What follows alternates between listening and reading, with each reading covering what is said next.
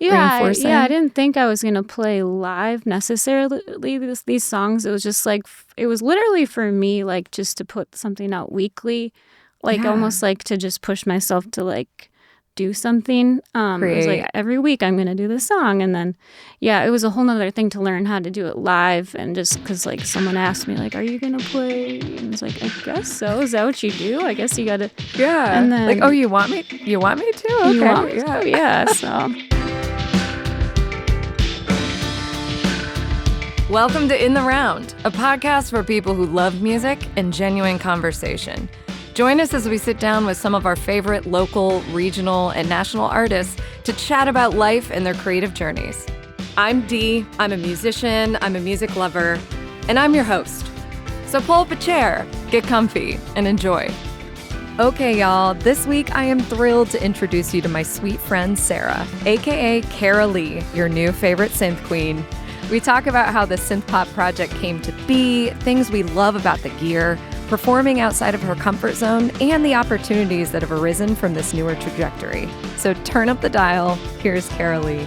Yeah. Carrellee, welcome to In the Round. We're so happy to have you here. Thanks for having me. Absolutely. Yeah, it's good. You're here on tour. You've been touring for about a week, maybe? Or how long have you been out? It's kind of hard to explain because I'm taking little breaks going back to Madison, Wisconsin, where I'm from. But I've been kind of at it the whole summer. Yeah.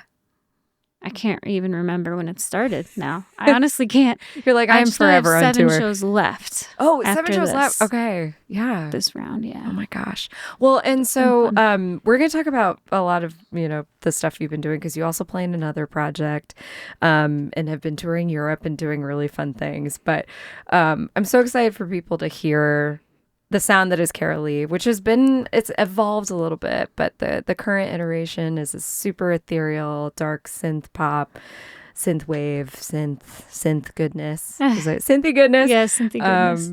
Which is beautiful. And I think I was reading a quote that you said about like a David Lynch reference or something, getting some inspiration from that. Mm-hmm. And your music makes me think there's like this aching and longing to it, but it's simultaneously to me like you're running away and towards something, which is like, it's an interesting visual. Yeah. It gives me the feels. So I am a big fan, admittedly. I'm going to say this. I am like personally, but also just a big fan. I have your thank you. vinyl record. I'll let you speak now, but let me gush a little bit. But no, thank you. I'll take it. I'm a big fan. But yeah, this has been like a bit of an evolution for you because you've done singer-songwriter things, even Carrellee early iterations, like under that name.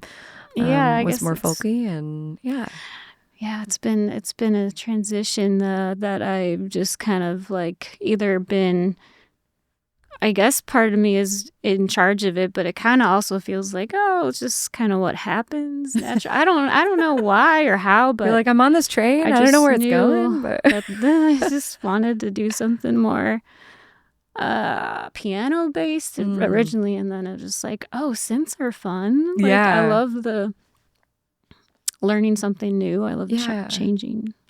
And synths are different. I feel like for people who don't play or don't kind of understand the difference between like regular keyboard and synths, and obviously the world of synth is deep and goes very far. There's so many different types of gear, but I think what's cool about it is the like manual manipulation. I mean, you can take a sound that sounds like womp, womp, womp, womp. And you're like, well, I want that, but I want it to go wah, wah, wah. And you can kind of manipulate it in that way. And becomes an extension of your voice sometimes or not. Or that's why I like that. Yeah, it's kind of endlessly fascinating and you can delve into it till you go crazy. Yeah. Or you can just know the basics and like make a cool song that way. And make a pop. Like, going into it, I just was like more like on that side, just like, this sounds cool. I don't know what I'm doing. And there's something to be said for that too, because I think a lot of people are afraid to start, especially when you see the amount of knobs on something. I know I have that fear of like, this has too many knobs. I don't want to touch it. Yeah, for sure. But then you're like, but I can just turn them until I like something Yeah, you that don't have to comes know what out. you're doing. You don't have to know. You're like, but just keying in on like that sound that feels right. And it like, I think to me, music is about that, or something like touching on the emotions and the feelings and all that thing. So like if you find something that just feels right, like that's cool. Gosh, it's like to me, it's like how certain music feels like a color or something. Like you can almost feel the other way about it, in terms of emotion. But I love that when it's just like, wow, the sound is almost tied to, like, the sound will never sound happier. The sound does, or, I love that about kind of the manipulative synth world. And I suppose other music too. And other music too, but we're not talking about this. Forget it. It's just synths. Just all synths Only all day. Synths are cool. No, this obviously is being a fellow synth player. Like that's heavy-handed. I feel like I'm, again, not a master of synths, but that's why I'm really glad that you're here so we get to talk about it, because we don't always get to talk about this. Yeah. But I loved watching you. So this evolution kind of came out of 2020, I believe, kind of COVID era, can't go out and play shows.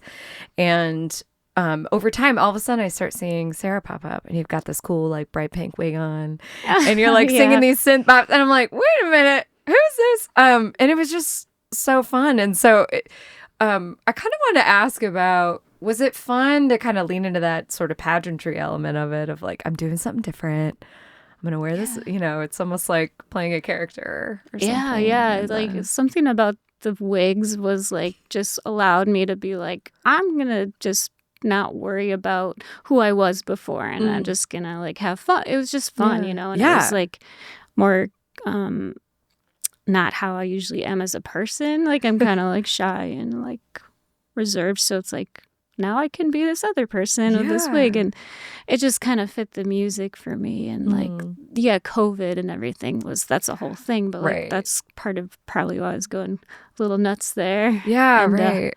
Like, what can I do? I have to entertain myself. I'm stuck here. I'm just going to go to buy all these wigs at, what is that place that has, they're like real cheap wigs. Yeah. Yeah, like a Party City Halloween. Party City, yeah, that's Party where City, I went. Yeah. R.I.P. Right? I don't know. Yeah. Oh, really? Man. I don't know. For some reason, I feel like they're no longer. Could be. Maybe they exist somewhere on another plane. That would be great. Yeah. Yeah, but it was so fun to see. Yeah, to like watch you kind of come out of your shell in that way, and I was like, whoa, Sarah's making these pops. Like I was blown away by that, and I was curious how.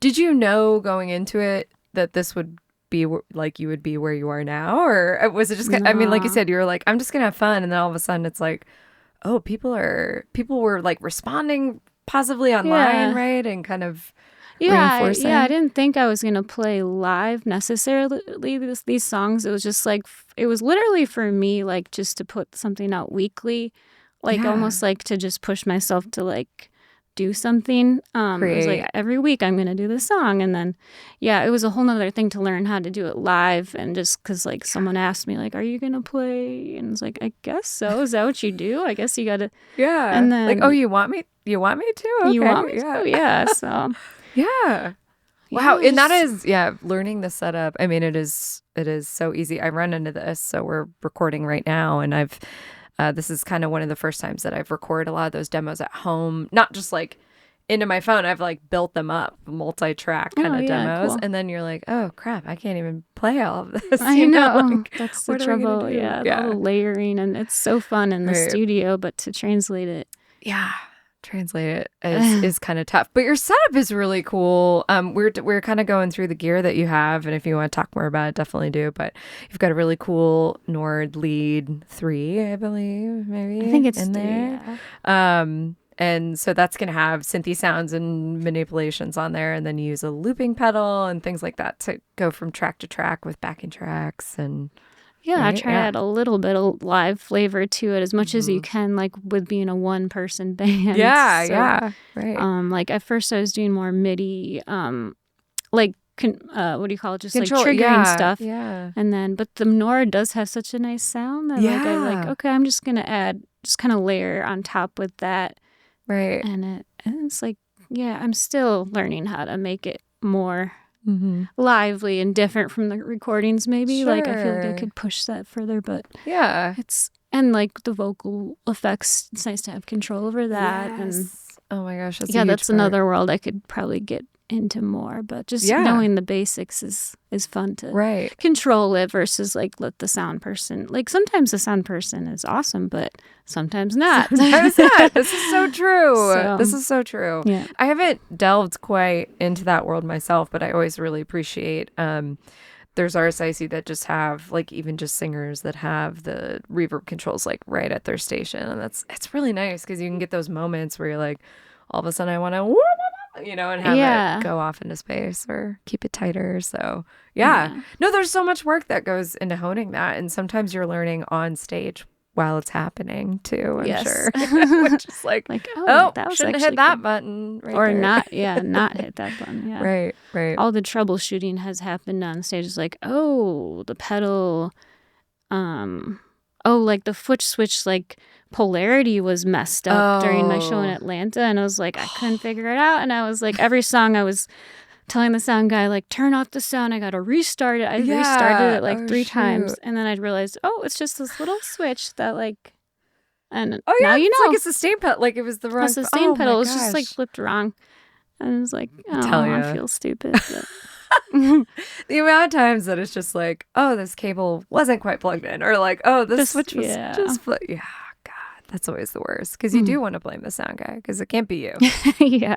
Sound person, we should say. We hope there's more female representation in the sound engineer world, but in the meantime, that's another issue. Yeah, that's true. Yeah, it is. I'm trying to think. It's mostly guys. Yeah, mostly guys. Yeah, which we're grateful for, but still, ladies, get out there, get out there and learn it. No, it's been fun. Something that I love about working here is getting to see Phil work, and kind of and Brooke too, who's behind the curtain, of tricks that you can do to kind of manipulate those sounds and get what you want, or using EQ for things, or just troubleshooting in general. I feel like a little more dangerous, when I'm at home recording and can kind of figure some stuff out. But the world of MIDI and those controls and everything is kind of like, I need like a whole other day in my life that I can just dedicate to that. Well, there's YouTube, and you can just go on there and learn and just anything. That's I so feel true. it sounds so old right now. Yeah. You Just can check do out the YouTube. Yeah, but it's true. There's a video for everything on there. There's even a guy out of Des Moines, shout out Jorb Loves Gear, a buddy that does synth reviews, and like he does that all the time. He has thousands of followers. It's really cool. Yeah, I mean, it is cool that like all the information is there. Just if you want to learn it, you just gotta put the time in. Right. But so the songs that you've been writing, I think the first record, so I'm going to back up. So back in 2022, you put out Scale of Dreams, and then this new album just came out in 2025, which is self-titled, Carrellee, right? Yeah. And it sounds like, in terms of your writing, you do pull from your own life. Scale of Dreams sounds like definitely did, maybe even more so than this latest album might have more kind of storytelling in it. But I was just curious if you could talk about that a little bit. Oh, sure. Yeah. Like the Scale of Dreams was like pandemic times, divorce, and so it was like close to the heart of like, felt really raw, felt really like emotional in the writing of everything. Yeah. And was very helpful for like processing that, I think, looking back. Yeah. Or like gave me like, at least I have this. This is true. We often joke on this podcast that music is therapy. Like it's the only therapy that some of us get. So it's something to focus on for sure. Yeah. And like, and put your feelings into, and people relate and all that. So anyways. And then this latest one, I guess, had some remnants of those songs, because some of them are left over from that time. Like Your Touch Kills Me was like part of that first batch, and one or two others kind of at the end of that period.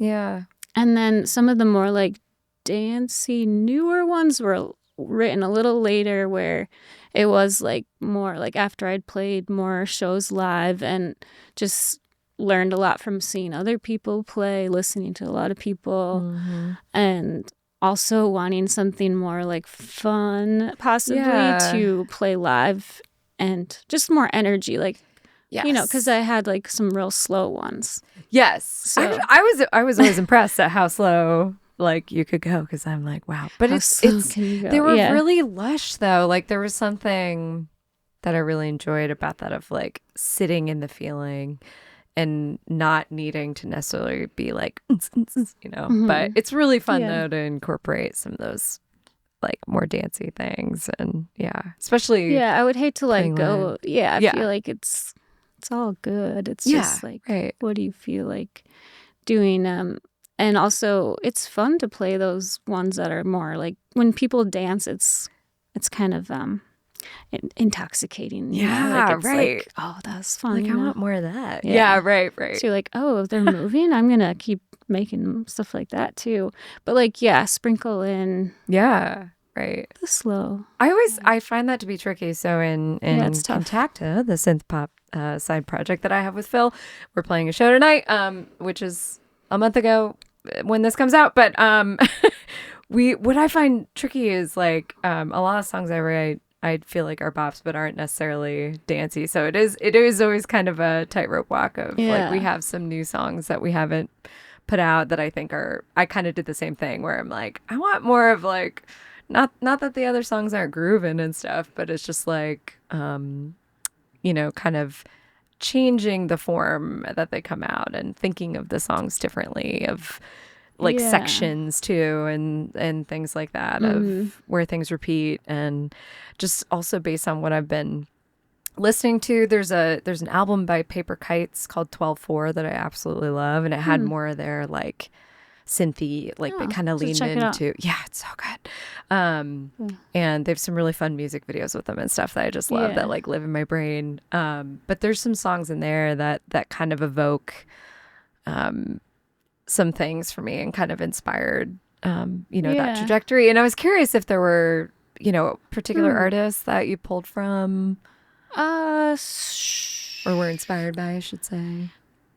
Yeah, not like in particular. Like, honestly, that question is always like, I'm scared of that question. So I don't even want to answer. But like movies and like 80s movies, synthesizers, I don't know. Just like sometimes like that sort of cheesiness a little bit. And like, the David Lynch stuff is just like the dreaminess. Right. I love all your music videos actually that you've done that kind of create that. It's like a Blue Valentine. It's like a, you know, they've got that kind of feeling. Or the movie Drive. I love that soundtrack too. That movie. Like, definitely. I'm just thinking about Ryan Gosling apparently right now. I know. I mean, that's to be honest, that is a thing. Yeah. But that have that kind of feeling. Movies are really inspiring to me as well. You know, watching those stories. Like I just tend to be that kind of a person. Like I love movies. Yeah. So find it really inspiring. Also, I am also afraid of the who inspires you question because I have a horrible memory and I can never remember names. And when you get into the world of synthwave, it's like it becomes impossible because there's not like a Taylor Swift, right? It's not an easy thing to recall. Names are kind of hard to remember. And... Yes, so I don't blame you there. But I find a lot of the you know, kind of same inspiration, and I what I love is I hear that in your songs, and also again in your music videos how you portray that, and it's just kind of cool to see it through your lens, and you know. Oh, thanks. Well, I can't take credit for the music videos, but well, like sure. Yeah, but you acted the people in them that you were great. I tried to act. Yeah, starred in them. That was awesome. I wanted to ask too. So I feel like I was listening to an interview that talked about like graphic design, like early days. You were kind of into graphic design, and so the imagery with your albums and things like that, is that some of your input? I was going to ask the same about the music videos, but I didn't do, well, I guess I did design the latest cover I didn't. I worked with my friend from Knoxville. Shoot, names are going to be hard for me right now. Well, I feel bad. Fine. No, it's okay. Not remembering his name, but he photocopied it. To get that effect. Okay, that's what it's this really cool black and white cover, and you've got your killer logo that's this bright pink, and the vinyl. But I did design the logo. The logo. So I will take credit for that. Okay. With the it's C, great. although I did reference this Bark Disco. I don't know if he would ever be watching, but I saw how he did the lettering, and I was like, I like that, like the curl, like the C that curls. Like that. It like goes into the rest of the word. Yeah, it's really cool. And yeah, I love because I pre-ordered the vinyl, and it's just beautiful black and pink, like mishmash, kind of tie-dye look. And I used to hate pink as a kid, and then or it's like pretty recent that pink is like just I'm gonna embrace it. Yeah. I don't know if other people are on that path as well. I feel like after the Barbie movie, especially, maybe that's pink has made a comeback. Yeah, but no, I'm with you there. There's something like I don't wear a lot of pink. But there's something really 80s to me about pink. Yeah, like it's the neon lights, that thing. It's the bright blocky colors. It's a certain kind of pink too. Yeah, exactly. Yeah, we know. Yeah, we know. We don't have to explain it to if you know what that is. We want to thank our episode sponsor, Uptempo Music. It's a great spot whether you're a beginner or a gigging musician. They've been in business for over 23 years in Beaverdale, so come check them out.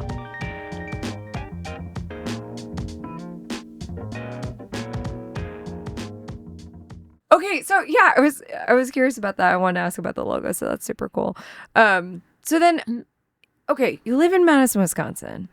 You're making music. You are a musician, so people generally know that. But how did you start getting connected with some of the people that you've been able to work with? And I know you've kind of been connected with some labels that have been helping you put out stuff. So I was just kind of curious how that came together. How it came together? Yeah. So the first batch of songs, I reached out to Brett Bullion, who's in Minneapolis, and he produced some people I knew when I was living up there. And like really, Bad Hats and Low help with that. And oh my gosh. Oh shoot, the other band that I liked that he did, I forgot. But yeah, so I wanted to work with him, and so then I shopped it to a lot of different labels that I didn't hear back from. I heard back from Negative Gain, was really lovely. They're in Chicago and do a lot of dark pop synth stuff that is they're a little bit more on the industrial side of things. Oh yeah, sure. Anyways, I got to know a lot of people through them, and then it's like that helps networking with just playing shows and booking tours, and I kind of like that like kind of snowballed to like other things, I guess, like opening for IAMX, and then playing. So then I joined them on some tours, and that's what I was curious about. Kind of it's interesting how it's always just connecting. It's big soup, and then right? It's big soup. So you open for IAMX? I did, was it 2 years ago maybe? Open for them on a tour. And they were like, hey, will you come play in our band also while you... the next year, they asked me to join for... Oh, that's really cool. Yeah, they've been great. So. Well, and we were talking about kind of the differences between playing with them and, your music, and you were talking about, it's a lot of part-based things, kind of in this moment, this needs to happen, and they also have a total get up and vibe. Oh yeah, I mean they're very theatrical too.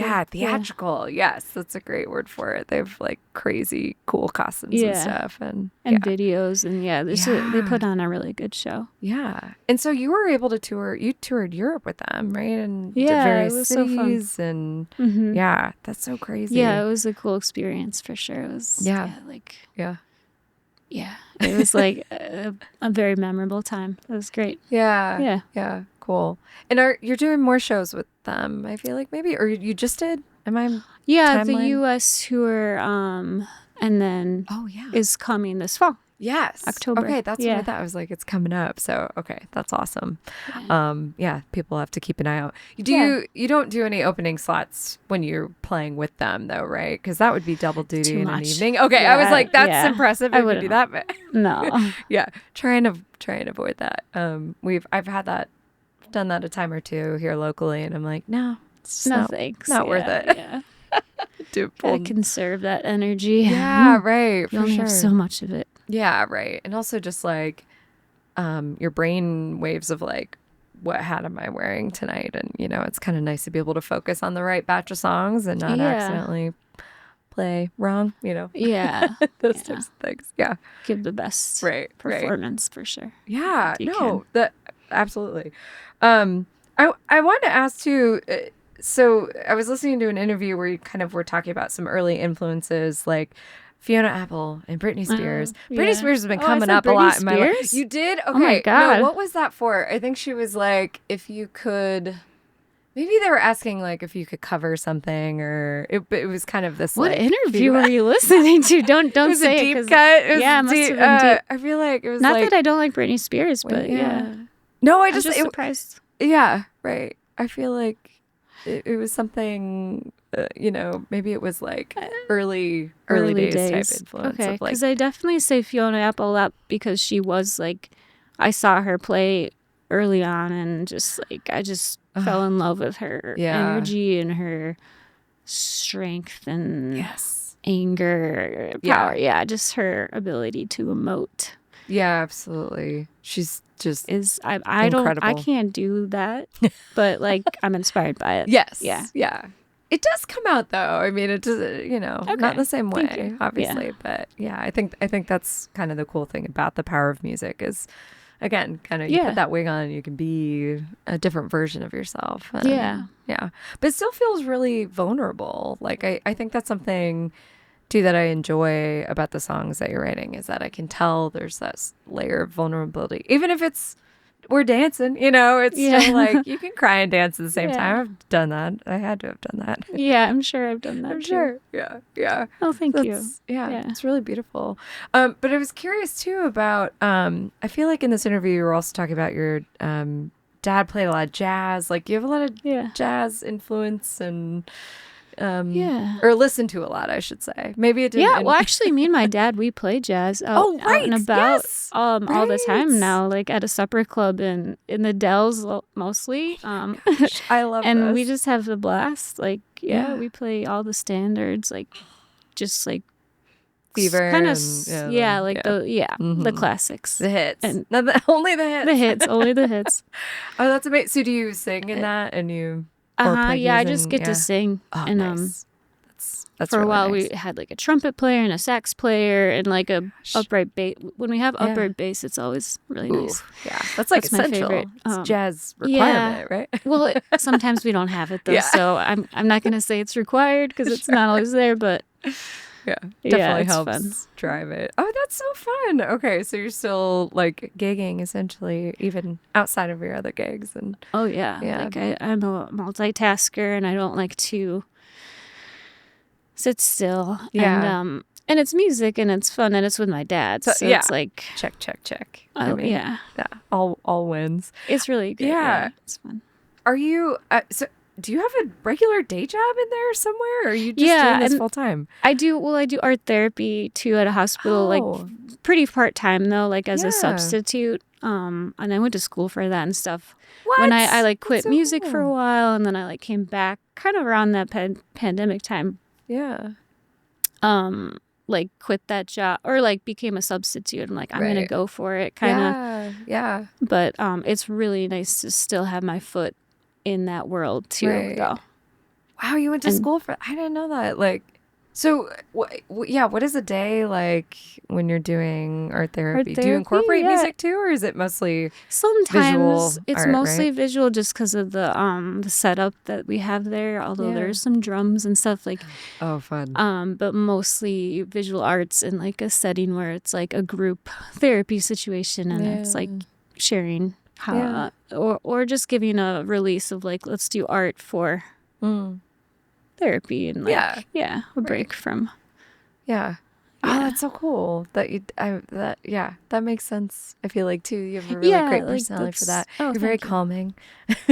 So I think that would be really helpful for people. Or if you're like, all right, we're having a rage day, we're gonna throw paint from one side of the room to the other. Do that. I think that'd be kind of fun.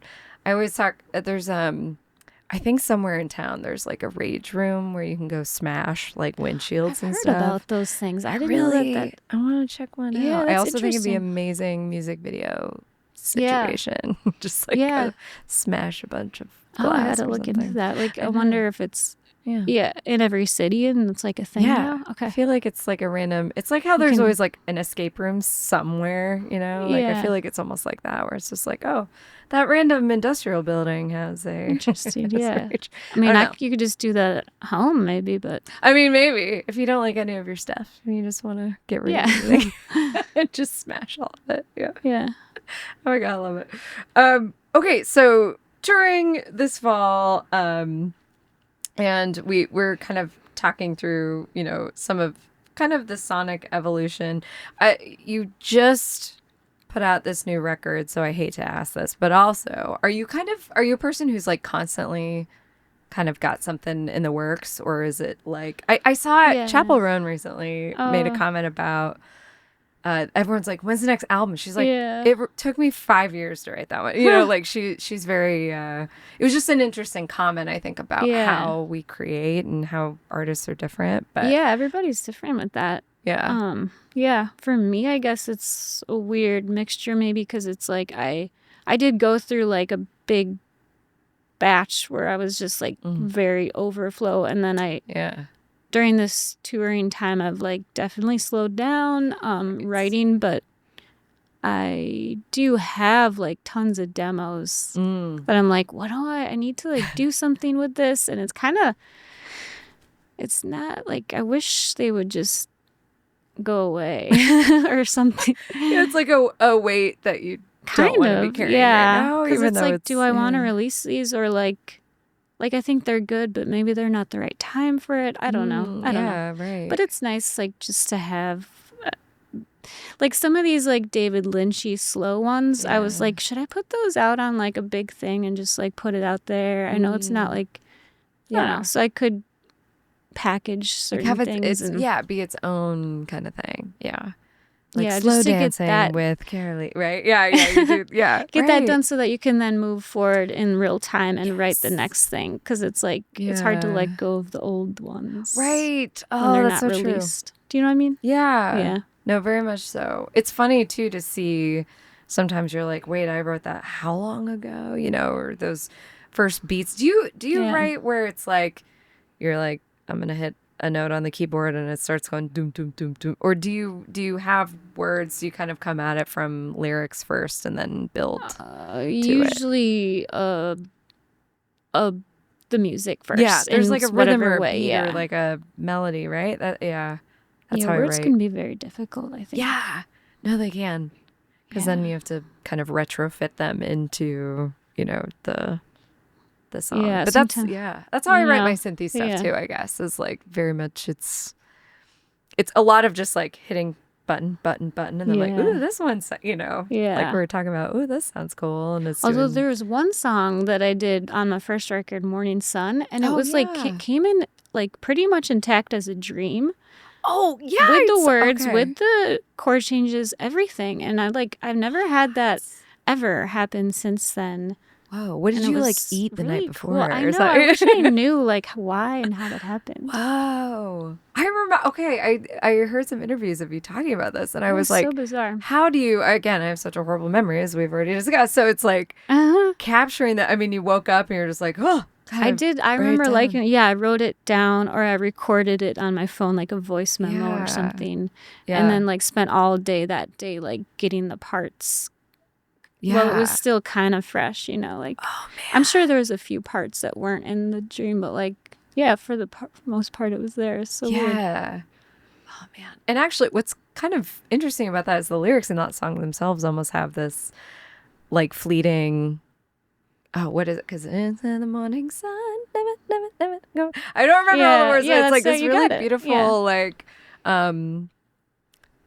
you're kind of talking about that, you know, of like a fleeting, like you're here but then you're gone type thing a little bit. That's kind of like I like songs about that. I don't know why I connect to that feeling a bit, but like that's kind of the vibe of that record, maybe a little bit, like some of the other songs too. Yeah. I don't know. Well, and so on both of these records, I believe, and correct me, but a lot of like analog gear, but also running stuff through actual tape. I think Scale of Dreams, you guys fully ran through tape to get that even a couple Yeah. times maybe, or so. I feel like I was reading kind of about that. Yeah, it was recording cool. process. Well, yeah, and Brett did a lot of that stuff where we recorded, like we took some of my stuff from home, the stems, and then we re-recorded some stuff too, but then we ran it through like reel-to-reel tape. And we like burnt and crinkled the tape and ran it through mostly like the synths and I want to say the vocals, but maybe it was mostly the synths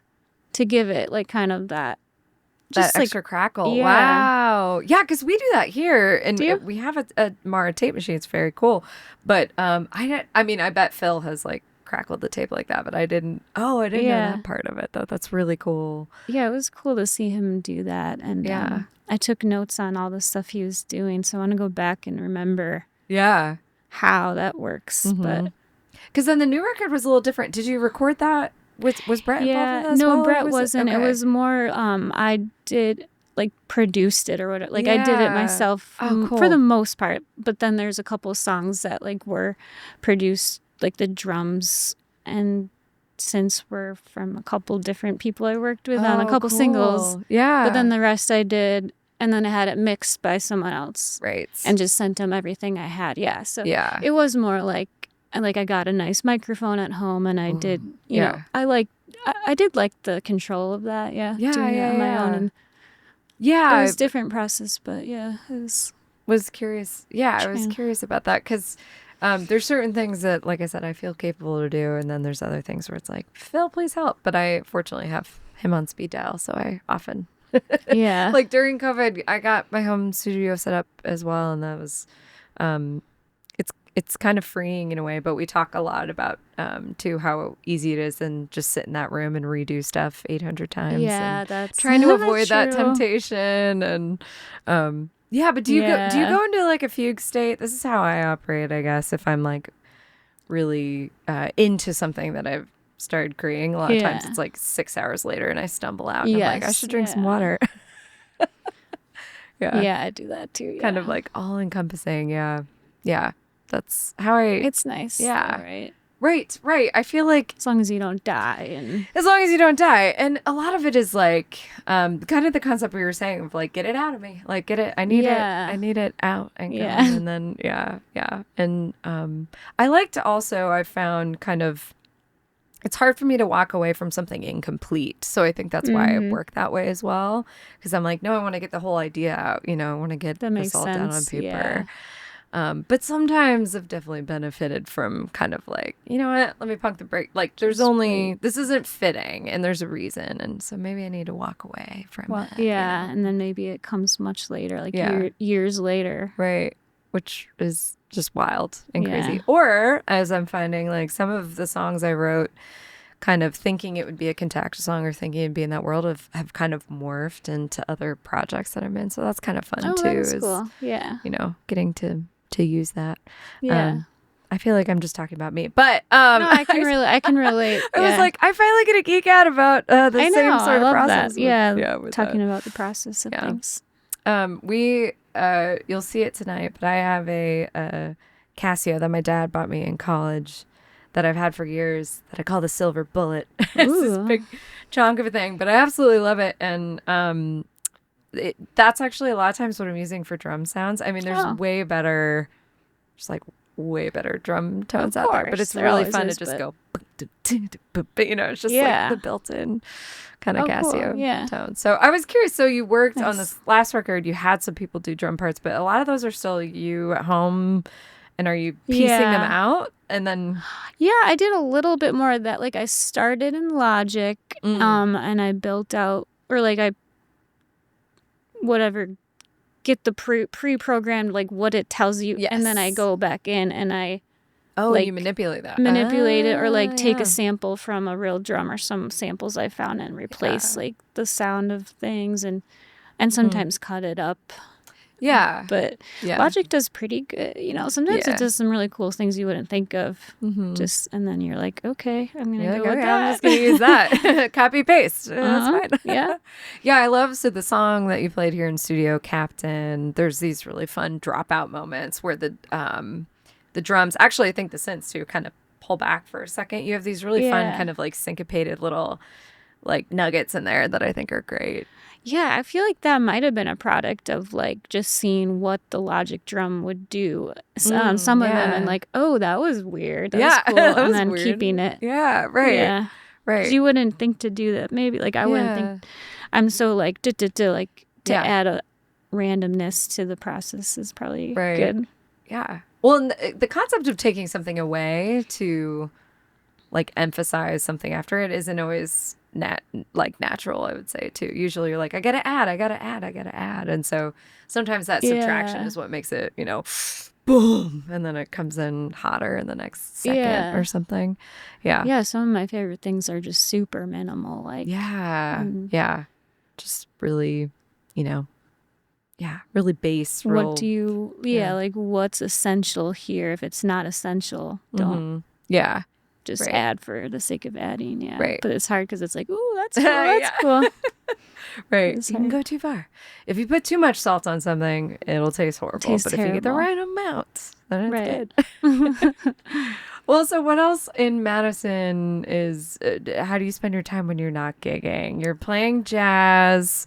But what are you going to shows up there? I mean, Madison is a pretty solid music scene, I would say. It is. It's pretty good. There's like, I'll go to shows at Mickey's Tavern a lot, fun. Crystal Corner, High Noon. High Noon. It's on the list. And you've gotten to play there. You've played High Noon. And, it's been a while. Yeah, there's this place Gamma Ray that's kind of new by the Capitol. It's cool. Oh, cool. And yeah, it's a nice scene, a supportive scene.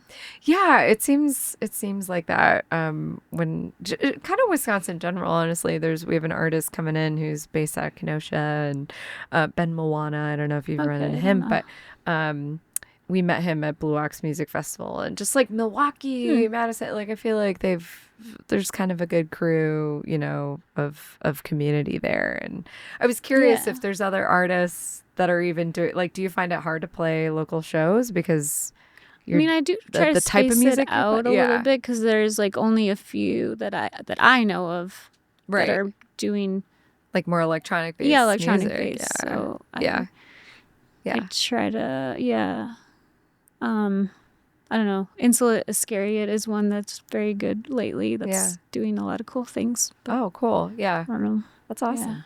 Yeah. Well, we're just glad you're in Des Moines and that you are stopping through. And I'm glad because I get to play a show with you tonight. I'm so excited. Yeah, it'll be fun. But we absolutely love your music. Everyone here was so excited that you were able to come. And we had such a fun setup. I cannot wait for people to see it. Yeah, it's fun. Pretty cool. It's really cool. So, yeah, I know you got to get going. You got more interviews and more touring to do. So just thank you so much for coming in. Thanks Carrellee. You gotta check out her music. Such jams. Such muy jams. You're too kind. Oh, thank you. It was so nice to see you again. Yeah, gosh, you too. It's been ages. Thanks. Yeah, sure.